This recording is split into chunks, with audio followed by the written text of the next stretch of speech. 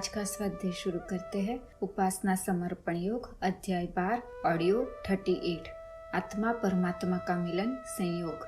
स्वाध्याय शुरू करने से पहले हम उस गुरु तत्व और दिव्य शक्तियों का आवाहन कर लेते हैं। ओम गुरुर ब्रह्मा गुरुर्विष्णु गुरुरेवो महेश्वरा गुरुर साक्षात् परब्रह्मा तस्मै श्री गुरवे नमः। लास्ट ऑडियो में हम समझ रहे थे कि लोभ और मोह अगर उससे हमें मुक्ति मिल जाए तो हम आसानी से परम तत्व पिता की ओर आगे बढ़ सकते हैं और सारे दुखों से, सारे कल्मशों से, आशंकाओं से मुक्ति मिल सकती है। हम ये भी सुन रहे थे, ये भी समझ रहे थे कि जो हमारी संग्रहखोरी है, जो हम अपने शरीर के लिए और अपने बच्चों के लिए जो जितना जमा करना चाहते हैं, इतनी चीज़ें इकट्ठा करके जाना चाहते हैं कि पूरी लाइफ हमारे बेटे को कोई काम ना करना पड़े, है ना, तो उसका परिणाम क्या आ सकता है वो भी हमने समझा। अगर बच्चों के लिए बहुत पैसे छोड़ के जाएंगे, उनके पास कुछ काम करने को नहीं होगा, उनको पैसे कमाने के लिए कुछ काम नहीं करना पड़ेगा, तो जो बचा हुआ समय है उसका वो दुरुपयोग करेंगे, वो गलत कामों में लग जाएंगे। और जब पैसे वाले बच्चे बिगड़ते हैं तो उन्हें देखकर, उनकी लाइफस्टाइल को देखकर, जिन बच्चों के पास पैसे नहीं है वो बच्चे भी बिगड़ना शुरू हो जाते हैं। उनको भी अपनी इच्छाएं पूरी करने के लिए, गलत मार्ग पकड़ने के लिए हम मजबूर कर देते हैं कि ताकि वो भी चोरी करे, गलत कामों में लग जाए और अब पैसे ज़्यादा कमाने की वो सोचने लगे। तो हमारी एक गलती की वजह से, हमारी एक संग्रहखोरी की वजह से हम अपने बच्चे का जीवन तो बिगाड़ते हैं ही, अपना खुद का भी बिगाड़ लेते हैं और साथ में और लोगों का और बच्चों का भी जीवन बिगड़ जाता है। तो ये बहुत बड़ी सीख गुरुदेव दे रहे हैं, बहुत बड़ी बात है। हमें इस पे ज़रूर गौर करना चाहिए कि हमें अपने बच्चे के लिए पैसे इकट्ठा करने की बजाय समय का सदुपयोग करते हुए खुद का भी कल्याण करना चाहिए, बच्चे का भी कल्याण करना चाहिए और समाज का भी कल्याण करना चाहिए। तो एक ही चीज़ अगर हम कर ले कि संग्रहखोरी बंद कर दे, है ना, पैसों का संग्रह करना बंद कर देंगे, चीज़ों का संग्रह करना बंद कर देंगे तो आधा दुख, आधी प्रॉब्लम्स तो वैसे ही सॉल्व हो जाएगी। आगे पढ़ते हैं। श्रम उपार्जन खाकर ही कोई व्यक्ति उसका लाभ लेता है। हराम की कमाई तो हर किसी को गलाती है। आत्मवादी की सुनिश्चित मान्यता यही हो सकती है। जिसकी समझ में यह तथ्य आ गया उसे नए सिरे से अपनी संपत्ति के बारे में चिंतन करना पड़ेगा और आश्रित असमर्थ परिजनों की उचित व्यवस्था के अतिरिक्त जो कुछ उसके पास बच जाता है उसे लोक मंगल के लिए नियोजित करने का ही निर्णय करना पड़ता है। वही जो हम समझ रहे थे वही गुरुदेव बता रहे हैं कि हराम की कमाई से तो जीवन बिगड़ जाता है। जो श्रम का उपार्जन करके खाता है ना, वो ही समझ सकता है कि श्रम का महत्व क्या है ना। उसको गलत काम करने में, गलत चीजों में पैसों को इस्तेमाल करने की बिल्कुल इच्छा नहीं होगी। क्यों? क्योंकि कितने मेहनत से कमाए हैं, है ना। और गुरुदेव कहते हैं कि जो बची हुई संपत्ति है, जितना चाहिए उनके लिए उतना साइड में रख के, जो ज्यादा जो है बची हुई संपत्ति उसको परमार्थ के कार्य में, लोक मंगल के कार्य में, जो लोग असमर्थ है उनके लिए उनका इस्तेमाल करना चाहिए। आगे पढ़ते हैं। आत्मबोध के साथ यदि इस स्तर का दुस्साहस जुड़ा हुआ न हो तो उसे बकवादियों का बाल विनोद ही कहा जाएगा। सही बात है। गुरुदेव कहते हैं अगर आत्मबोध के रास्ते पे चल रहे हैं और अगर ये नहीं हो रहा है आपसे, ये दुस्साहस, इसको गुरुदेव दुस्साहस कहते हैं। क्यों? क्योंकि उसके लिए बड़े साहस की जरूरत होती है कि बचपन से हम जो धैर्य में जी रहे हैं बच्चों के लिए इकट्ठा करने के लिए, जो मर मर के आज तक जो सब कुछ संग्रह किया है, उसको कोई अच्छे काम में यूज करने के लिए बहुत साहस की जरूरत होती है। तो अगर हम आत्मबोध के रास्ते पे चल रहे हैं और इतना भी नहीं कर सकते हैं तो फिर भूल ही जाइए कि हम आगे बढ़ पाएंगे, है ना। फिर तो वो बकवादियों का ही बाल विनोद कहा जाएगा। असंख्यो व्यक्ति स्वाध्याय सत्संग के नाम पर धर्म और अध्यात्म की लंबी चौड़ी बकवास करते और सुनते रहते हैं। जो चिंतन जीवन को प्रभावित न कर सके उसे मनोविनोद के अतिरिक्त और क्या कहा जा सकता है। बहुत सही, बहुत सही। गुरुदेव ने यहाँ पे कितना अच्छा लिख लिया है कि हम ना स्वाध्याय और सत्संग के नाम पर बहुत लंबी चौड़ी बकवास करते हैं, है ना। अगर किसी के पास थोड़ा भी ज्ञान है, किसी ने थोड़ा पढ़ लिया है तो वो इतनी बड़ी बड़ी बातें करता है, लेकिन अगर उसके जीवन में देखा जाए ना तो उसके जीवन में उसका एक 1% भी उसने अपनाया नहीं होता है। और गुरुदेव कहते हैं कि ऐसी वो है ना, उसको कैसे कहते हैं कि मनोविनोद के अतिरिक्त और क्या कहा जा सकता है। जैसे हम मूवी देख के आए है ना, कोई मूवी हमने देखी, बहुत पसंद आई, 2-3 दिन उसके बारे में बात की।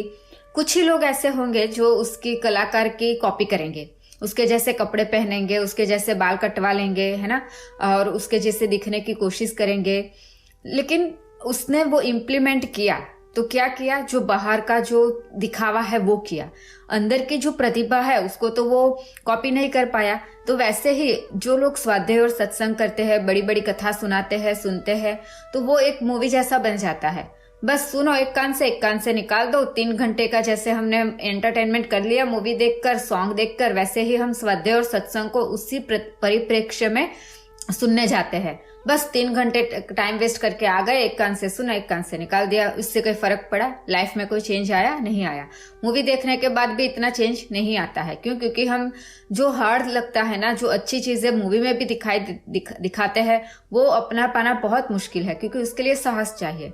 वैसे ही हम जैसे मूवी देखकर भूल जाते हैं ना, वैसे ही हमें स्वाध्याय और ये जो सत्संग करते हैं ना, उसका भी ऐसा ही कर दिया है हमने। बस सुनते हैं और भूल जाते हैं, बस टाइम खत्म हो गया, 3 घंटे का टाइम स्पेंड कर दिया है ना। तो ऐसा नहीं होना चाहिए। गुरुदेव वही कहते हैं कि अगर स्वाध्याय कर रहे हो, सत्संग कर रहे हो, तो उस पर चिंतन भी क्या करो, उसको जीवन में लाने के लिए कोशिश तो करो है ना, उस पर चलने के लिए साहस तो जुटाओ। आगे पढ़ते हैं। परिवार के रूप में जुड़े हुए कुछ व्यक्ति ही अपने हैं। अपना प्यार उन्हीं तक सीमित रहना चाहिए, उन्हीं तक अपनी सारी महत्वाकांक्षा सीमित कर लेनी चाहिए। यह रीति नीति उससे बन ही नहीं पड़ेगी जो अपने को आत्मा मानेगा। आत्मज्ञान का प्रकाश आते ही दृष्टिकोण में उस विशालता का समावेश होता है जिसके अनुसार वसुधैव कुटुंबकम मानने से कम में किसी भी प्रकार संतोष नहीं हो सकता। ये बहुत बड़ी बात गुरुदेव कह रहे हैं, वसुधैव कुटुंबकम। हम जब छोटे थे ना, बचपन से वसुधैव कुटुंबकम सुनते रहे हैं, क्योंकि हमारे पापा स्वाध्याय में मानते हैं, उनके गुरु है पांडुरंग शास्त्री आठवले जी है ना। तो उन्होंने जो गीता का सार दिया था, उसमें वो हर बार वो बोलते हैं वसुधैव कुटुंबकम, लेकिन हमें समझ में नहीं आता था उसका मीनिंग क्या है। लेकिन आज इतने सालों बाद जब हमने गुरुदेव की बुक पढ़ी, तब हमें समझ में आया कि वसुधैव कुटुंबकम का मतलब क्या है। इसका मतलब है पूरी सृष्टि को अपना मानना, पूरे संसार को अपना मानना। बस सिर्फ अपने माता पिता, अपने भाई बहन, अपने बच्चे, अपनी पत्नी और अपने ही परिवार के लिए करते रहना, बाकी लोग भड़ में जाए, उनका जो होना है हो, ऐसा जो सोचता है ना, वो संकुचित होता है। वसुधैव कुटुंबकम का मतलब है कि इस दुनिया के जितने भी इंसान है, वो सारे इंसान ही नहीं, जो पशु है, पक्षी है, जो वनस्पति है, सबके लिए प्यार होना, सबको अपना मानना। जैसे प्रभु ने पूरी सृष्टि बनाई तो वो सबको अपना मानते हैं है ना, वो कभी भेदभाव नहीं करते हैं।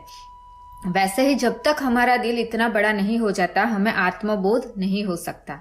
आत्मबोध की पहली सीढ़ी है वसुधैव कुटुंबकम, सबको अपना मानना। जैसे हम हमारी बहन के लिए फील करते हैं खुद की, वैसे ही सारी बहनों के लिए फील करना है, दूसरी लड़कियों के लिए। जैसे हम अपने भैया के लिए फील करते हैं, वैसे ही सारे लड़के को भाइयों की तरह हम फील करें। और जैसे हम अपने बच्चे को बच्चा मानते हैं, सबके बच्चे को खुद का बच्चा मान के उनसे प्यार करें। उसे कहते हैं वसुधैव कुटुंबकम। ये भावना लानी थोड़ी हार्ड है, लेकिन नामुमकिन नहीं है। अगर हम कोशिश करेंगे तो आ ही जाएगा है ना। आगे पढ़ते हैं। भगवान के उद्यान के रूप में संबंधित परिवार को कर्तव्यनिष्ठ मालिक की तरह सींचना, संजोना बिल्कुल अलग बात है, और बेटे पोतों के लिए मरते खपते रहना अलग बात। बाहर से देखने में यह अंतर भले ही दिखाई न पड़े, पर दृष्टिकोण की कसौटी पर रखने पर जमीन आसमान जितना अंतर मिलेगा। मोहग्रस्त मनुष्य अपने कुटुंबियों की सुविधा संपदा बढ़ाने और इच्छा पूरी करने की धुन में उचित अनुचित, आवश्यक अनावश्यक का भेद भूल जाता है, और घर वालों की इच्छा तथा खुशी के लिए वह व्यवस्था भी जुटाता है जो न आवश्यक है न उपयुक्त। मोहग्रस्त के पास विवेक रह ही नहीं सकता।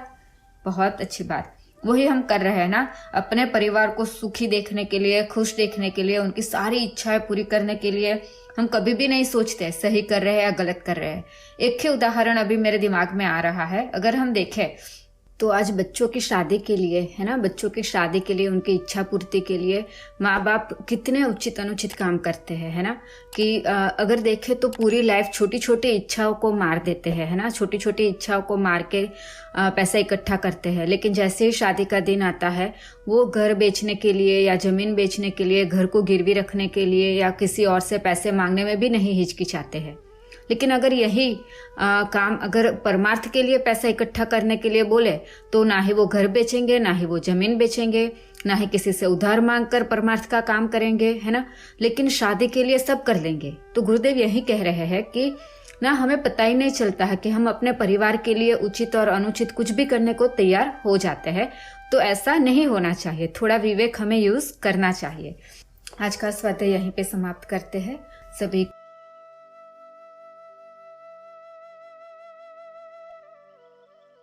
हमारे YouTube चैनल को सब्सक्राइब करें और बेल आइकन को दबाकर ऑल पर क्लिक करें ताकि नोटिफिकेशंस आपको मिलती रहें।